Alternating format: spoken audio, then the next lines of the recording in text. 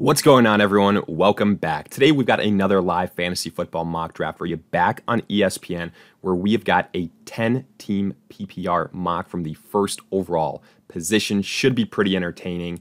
And while we wait for this thing to kick off, if you guys enjoy, hit that like button, subscribe, let us hear it in the comment section, your thoughts on these picks, on these teams, along with any other questions you guys might have. And a reminder, the 2022 ADP Fantasy Football Draft Guide is now available for purchase. Everything you can want at a great value, from top 150 over player rankings and standard and PPR formats to individual player bios, tiers, projections, along with general fantasy advice, details in the description. But with that being said, let's get into this draft. We are on the clock. We're first overall. So I've said this before, in PPR, the first pick should either be Jonathan Taylor or Christian McCaffrey. I've been doing a lot of Christian McCaffrey lately. Let's go Jonathan Taylor here just to switch it up, and to show you guys that it doesn't matter which one of these two guys you go with. Both are very viable choices, and really the only two tier one guys that belong in the conversation of first overall pick. And as you can see, Christian McCaffrey goes second overall, as should be the case. So whoever isn't picked first, you just pull the trigger on with that second overall pick. Now, third overall here, ESPN does have Cooper Kupp ranked second overall in terms of their overall player rankings. Well, I kind of disagree.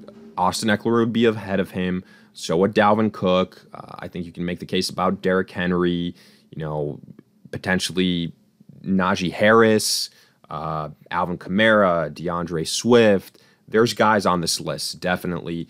And we have our first surprise. I was going to go into a whole spiel about Cooper Kupp, but the reason, we're going to divert from that is because we have Ja'Marr Chase as the first wide receiver off the board.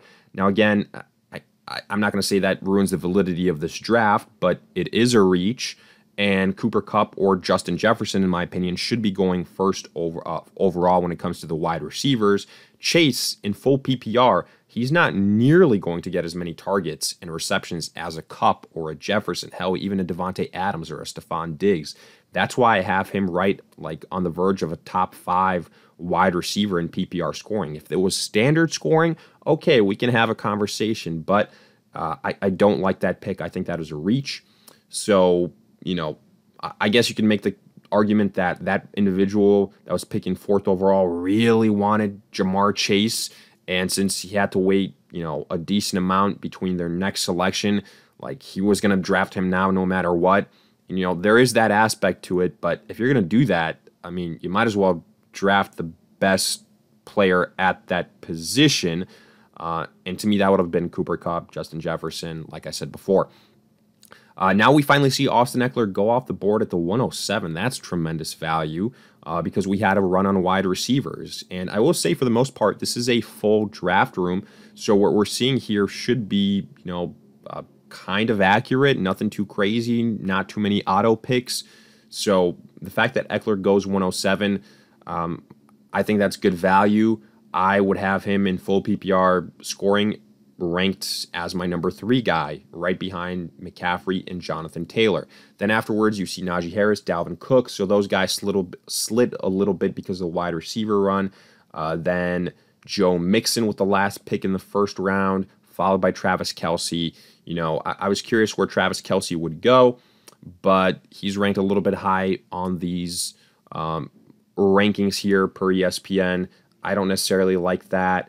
I'd be drafting him towards the end of the second round, especially in a 10-team league. Now, again, you can make the argument that you want that positional advantage in a 10-team league where it's a situation that a lot of people are going to have top-heavy rosters. So getting a difference maker at the tight end position is uber important. And again, I get that. I just wouldn't do it with the first pick in the second round when you have an Alvin Kamara, when you have a DeAndre Swift, an Aaron Jones, a Devontae Adams, a Stephon Diggs. I'm getting winded saying all those names that you could have had ahead of Travis Kelce that I think would be justified. Now, again here, if I go Mark Andrews with the first pick in the third round, I think that's much better value than where Travis Kelce went. That's 10 picks later. And even though I have Kelsey ahead of Mark Andrews, it's not by a whole round. So that's the point there. And we probably won't get a chance to draft Mark Andrews. If we do, I will play around with the idea because I think it's, again, very important in 10-team leagues. Everyone is going to have like potentially 2 RB1s type, or like a high-end RB1 and a really high-end wide receiver one. So getting a wide receiver one basically at the tight end position is very, very helpful. And it's going to help you stand out because, there's a lot of depth here, and guys that normally might not fall to you, well, they very well could here. So now we're just waiting on 2 more picks in between our back-to-back selections. In an ideal world, DeAndre Swift, Aaron Jones, there goes DeAndre Swift. Let's see what happens next. There goes CeeDee Lamb. Okay, so Aaron Jones is available. I love him in PPR formats. And, I have him ahead of James Conner, ahead of a lot of these guys. So he's going to be our next pick. Let's go Aaron Jones. We could go wide receiver here. We could potentially go a Saquon Barkley. But everything that I said about tight end, I think it holds true. And there's something to be said about going Mark Andrews. He won't be available to us in the next round. So let's just pull the trigger. Let's kind of play around with this model of going a tight end a little bit earlier since it's a 10-team league. And, now we don't have to worry about the position. Other guys, though, that I did want to mention that would have been in consideration, Saquon Barkley, if we wanted to go really running back heavy, or Keenan Allen as our wide receiver one, I would have been perfectly fine with that. But instead, we get Mark Andrews, who, again, I think you can argue is basically a wide receiver one at a little bit of a more premier position tight end that a lot of people struggle with if they don't get one of the top guys year in and year out, unless you hit on a breakout, which is very, very hard to do at the tight end position. Now, looking at picks after Aaron Jones and Mark Andrews, you see Nick Chubb. Again, this is full PPR scoring. I would not be going Nick Chubb ahead of Saquon Barkley or Ezekiel Elliott, hell, even Travis Etienne. James Conner, then Javonte Williams. And, this is probably right around the range where Javonte Williams is going to go, even though, again, if these are the names you tell me and you have a chance to pick between Javonte Williams, Saquon, David Montgomery, Ezekiel Elliott, Travis Etienne, I would have all of those guys ranked higher than Javonte Williams. Like, okay, there's a chance that Melvin Gordon was brought in just to be a backup, but we're a year removed from Melvin Gordon outscoring Javonte Williams. So I don't necessarily think that's going to be the case 100%. There's some, trepidation to that. And I think it's far from a sure thing that Javonte Williams is just going to be handed the 90% running back workhorse role, whereas we know that Montgomery is going to have that. We know Saquon is going to have that. We know that, Travis Etienne has really much higher upside due to the pass catching ability. So again, that's why I don't like the Javonte Williams ADP where it is right now. Then you see Cam Akers. Everything I said about Williams kind of holds true for Akers. There's a running back by committee there. Darrell Henderson, additions via the draft. Now, if those guys are injured because, the situation with Darrell Henderson, I believe soft tissue injury right now that he's nursing, but I don't think that's going to be an issue come the start of the season. So I still expect a running back by committee there. And Akers, he's coming off arguably a more serious injury in an Achilles. So, okay, if nobody else is there, then okay, Akers will be going up my draft boards, but that's not the case right now. We've got time. Keenan Allen in the 3rd round with the 6th pick. Awesome value. Mike Evans afterwards. Love the value there. Then you see T. Higgins, David Montgomery, Saquon Barkley, A.J. Brown. Saquon Barkley going at the end of the 3rd round. I absolutely would be smashing that draft button all day, every day. To me, that is a slam dunk pick. Then you see A.J. Brown. I'm fading A.J. Brown this year. I don't like him paired up with Jalen Hurts. He's just not a pass-heavy quarterback. He by himself will be a good fantasy option, but he's not really a fantasy option that increases the scoring upside for his weapons, if that makes any sense, especially as pass catchers. So afterwards, you see Jalen Waddle, DJ Moore, all guys I would have been considering because we do need to do something at the wide receiver option. I do have Jonathan Taylor, so, going Michael Pittman here, I would call suboptimal, but, looking at the wide receivers, because that's probably going to be the way we go here, I think you can argue he's the next best available option. Terry McLaurin, but he's right now in a contract dispute, if you will, with Washington. So I don't love the situation there. We could go with a flex in Travis Etienne. So let's see where Travis Etienne is ranked. He's ranked 53rd overall. Yeah, we probably won't get him if we wait longer, but at the same time, we need to add some wide receivers.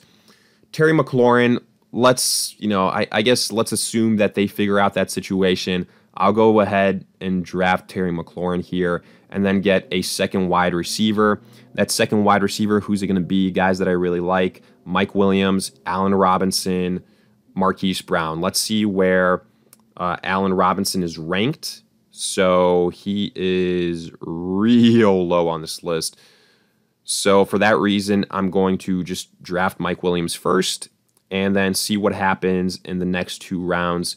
I could have gone Travis Etienne here, but I figured, getting a second wide receiver is a little bit more important. I've already got Jonathan Taylor and Aaron Jones, so I feel really good about that. I've got Mark Andrews. These are all wide receivers that, I like to have wide receiver 1 upside. McLaurin, Mike Williams. If I can get Allen Robinson next, I will be very, very happy. I think it's going to be, probably pushing it, but have him at the flex. I've got Mark Andrews, so I feel good about this roster. Let's see what happens now moving forward. I think it would have been too early to consider quarterback. We had kind of neglected the wide receiver position, and there was really good value there. And I knew it was kind of going to be depleted come the end of the 6th round. So as you can see here, the next 2 picks were Amon-Ra St. Brown and Diontae Johnson. I really don't like Amon-Ra St. Brown this year. I think it's going to be a lot less targets and just a lot less success because of that.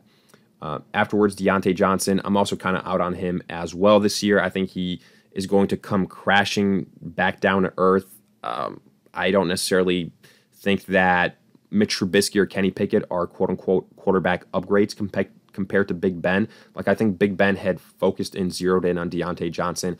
I don't necessarily think that's going to be the case here. You've added another wide receiver via the draft. Juju was hurt last year, so, that's why Diontae Johnson was really, really valuable. So for that reason, I think he's gonna be like a wide receiver 2 this season. Kyle Pitts goes with the 4th pick in the 5th round. Let's quickly see if the other tight ends are still available. So yeah, man, Darren Waller and George Kittle were still available. And that's why, again, if we had waited on the tight end position and picked one here in the 5th round, so let's play that game, instead of going a Mark Andrews with the 1st pick in the 3rd round, we could have gone like a Mike Evans there. We could have gone a Keenan Allen there. And then instead of Mark Andrews, we would have had either a George Kittle or Kyle Pitts or a Darren Waller. I'd probably actually take that trade, that swap. That oftentimes, I was going under the assumption that a lot of these other people might also see the value of an upper echelon tight end in these smaller leagues, but it always kind of goes a little bit differently. And I would say the tight ends are ranked a little bit lower here than what I expected and than what you might see on other platforms.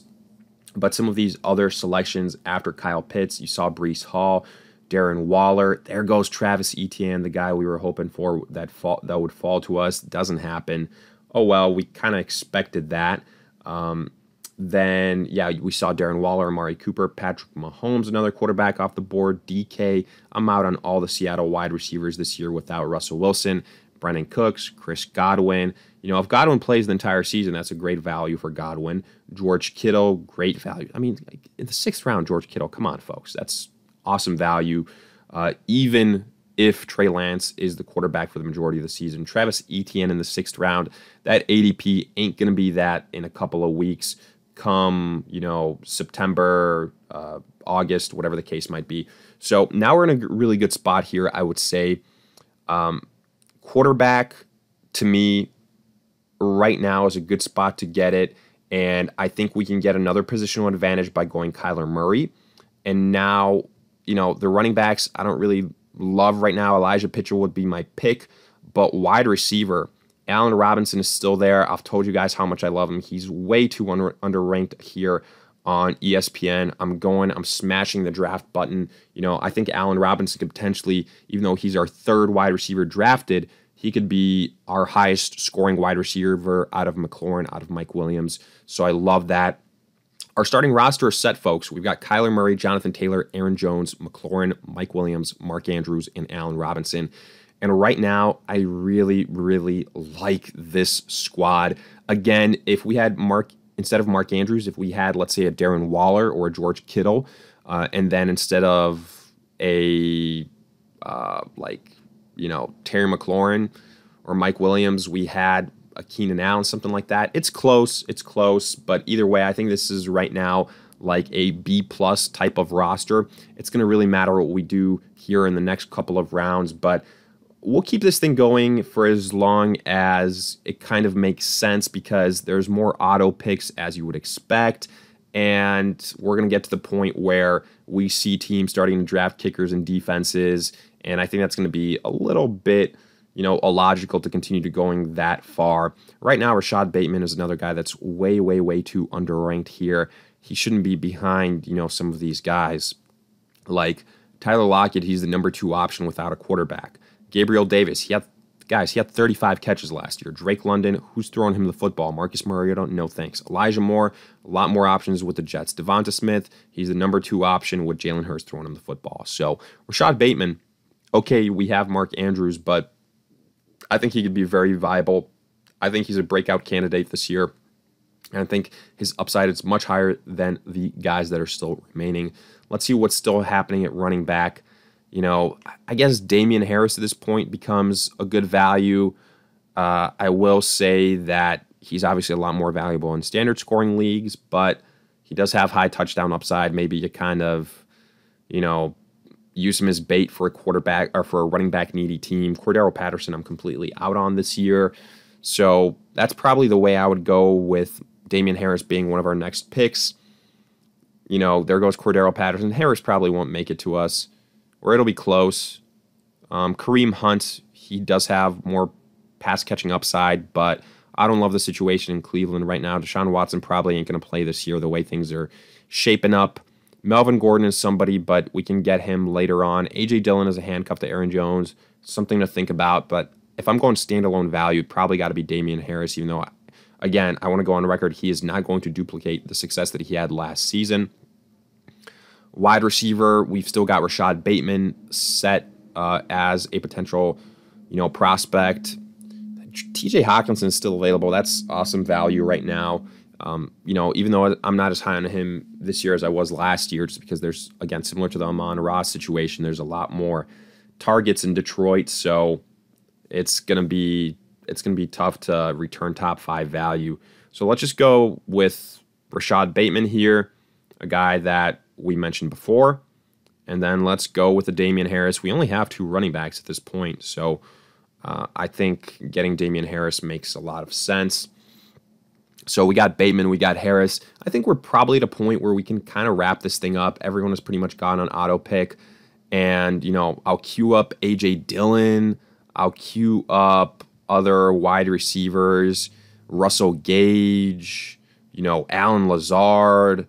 So really, really good options. Honestly, just getting back to our roster, though, again, quick rundown. Kyler Murray, Jonathan Taylor, Aaron Jones, McLaurin, Mike Williams, Mark Andrews, Allen Robinson. Okay, after Taylor and Aaron Jones, we definitely have a drop-off at the running back position. But I think those 2 guys are so solid. If they can stay healthy, I think this is a playoff type of roster, and I really like it. I'm tempted to give this like an A- grade, but hey, let me know your thoughts in the comments. Do you agree, disagree with that logic?